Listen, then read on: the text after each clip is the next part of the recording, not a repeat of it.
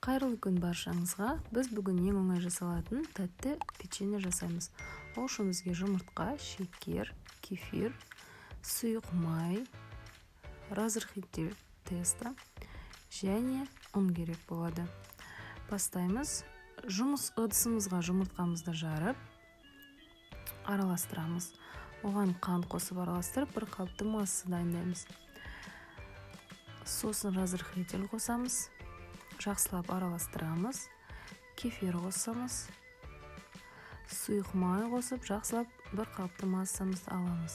Артынан ұн қосып, жұмсақ, қолға кішкене жабысатын қамыр дайындаймыз. Қамырымыз қолға жабыспас үшін қолымызды майлап, қамырды екі бөлікке бөліп аламыз. Пергамент қағазының үстіне қамырды жаямыз, орташа қалыңдықта. Үстіне қант сеуіп, оқтаумен бір жүріп өтеміз.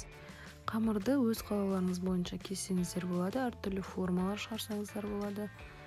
Ал міне біздің тәтті печеньеміз пісті. Ас болсын.